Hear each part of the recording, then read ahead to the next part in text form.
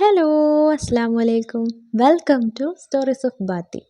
ഇന്നത്തെ വീഡിയോയിൽ 6 മാസമുള്ള എൻ്റെ മോൾക്ക് എന്തൊക്കെയാണ് ഞാനൊരു ദിവസം കഴിക്കാൻ കൊടുക്കുന്നതെന്നാണ് കാണിക്കാൻ പോകുന്നത്.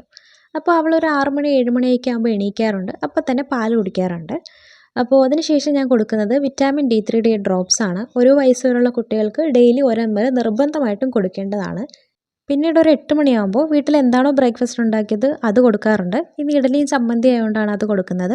അല്ലെങ്കിൽ ദോശയോ അപ്പമോ അങ്ങനെയൊക്കെ കൊടുക്കാറുണ്ട്. ഇതിപ്പോൾ ഒരു ഇഡലി മുഴുവനൊന്നും അവൾ കഴിക്കില്ല.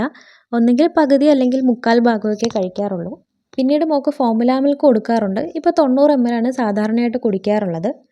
നന്നായിട്ട് തിളപ്പിച്ച് ചൂട് കുറച്ചെടുത്തിട്ടുള്ള വെള്ളമാണിത്. ഇപ്പോൾ ചെറു ചൂടിലാണുള്ളത്.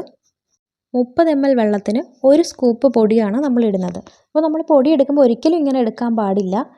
ഇതുപോലെ ലെവൽഡ് സ്കൂപ്പാണ് എടുക്കേണ്ടത്.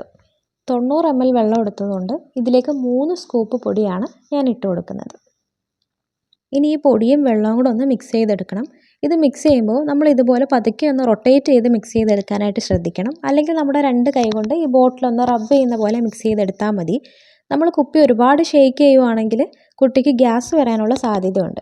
പിന്നീട് ഒരു 11 മണിക്കുള്ളിൽ ഞാൻ അവൾക്ക് കുറുക്ക് കൊടുക്കാറുണ്ട്. ഇതിപ്പോൾ 1 ഗ്ലാസ് പനങ്കൽക്കണ്ട് ഉരുക്കിയ വെള്ളത്തിലേക്ക് 2 സ്പൂൺ കായപ്പൊടിയാണ് ഇട്ട് കൊടുക്കുന്നത്.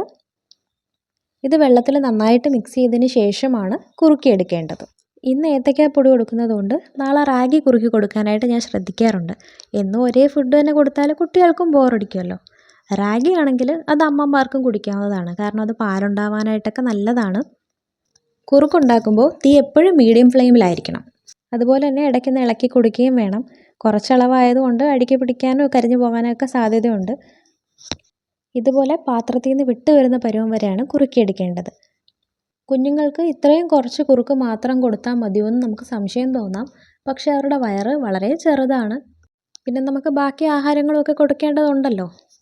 പിന്നീട് ഒരു 1:30 ആകുമ്പോൾ ചോറ് കൊടുക്കാറുണ്ട്. ഇന്നിപ്പോൾ അരി എടുത്തത് കുറച്ച് കൂടിപ്പോയി.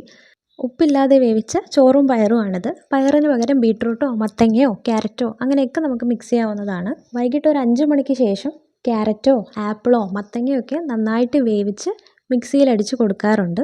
ഈ കൊടുക്കുന്ന ആഹാരങ്ങളോടൊപ്പം 15-30 ml വെള്ളവും കൂടെ കൊടുക്കാറുണ്ട്. ഇതിനിടയ്ക്ക് ആവശ്യമുള്ളപ്പോഴൊക്കെ ബ്രസ്റ്റ് ഫീഡും ഫോർമുല ഫീഡും ഒക്കെ ചെയ്യാറുണ്ട്. സോഷ്യൽ മീഡിയയിലും അല്ലാതെയൊക്കെ ആയിട്ട് ഫോർമുല ഫീഡ് ചെയ്യുന്ന അമ്മമാരെ പലരും ജഡ്ജ് ചെയ്യുന്നത് ശ്രദ്ധിച്ചിട്ടുണ്ട്.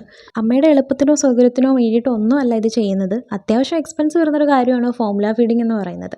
അപ്പോൾ മുലപ്പാൽ കുറവുള്ളതോ അല്ലെങ്കിൽ ഇല്ലാത്തതോ ഒക്കെ ആയിട്ടുള്ള അമ്മമാർക്ക് വേറെ ഓപ്ഷൻ ഇല്ല. പിന്നെ നമ്മൾ ശ്രദ്ധിക്കേണ്ട കാര്യം, പുതുതായിട്ട് കുട്ടിക്ക് എന്തെങ്കിലും ഒരു ഫുഡ് നമ്മൾ ഇൻട്രൊഡ്യൂസ് ചെയ്യുവാണെങ്കിൽ അത് തുടർച്ചയായിട്ട് 3 ദിവസം കൊടുക്കാനും തമ്മിൽ മിക്സ് ചെയ്യാതിരിക്കാനും ശ്രദ്ധിക്കണം. ആ ഫുഡിനോട് കുട്ടിക്ക് അലർജിയോ അല്ലെങ്കിൽ മറ്റെന്തെങ്കിലും തരത്തിലുള്ള അസ്വസ്ഥതകളോ ഉണ്ടാകുന്നുണ്ടോ എന്നറിയാനാണത്. ഇന്നത്തെ വീഡിയോ കുറച്ച് പേർക്കെങ്കിലും യൂസ്ഫുൾ ആയിട്ടുണ്ടാകുമെന്ന് വിശ്വസിക്കുന്നു. എന്തെങ്കിലും സജഷൻസ് ഉണ്ടെങ്കിൽ കമൻറ്റിലൂടെ അറിയിക്കാവുന്നതാണ്. വീഡിയോ ഇഷ്ടമായാൽ എല്ലാവരും ലൈക്ക് ചെയ്യണേ. സബ്സ്ക്രൈബ് ചെയ്യാൻ മറക്കല്ലേ. താങ്ക്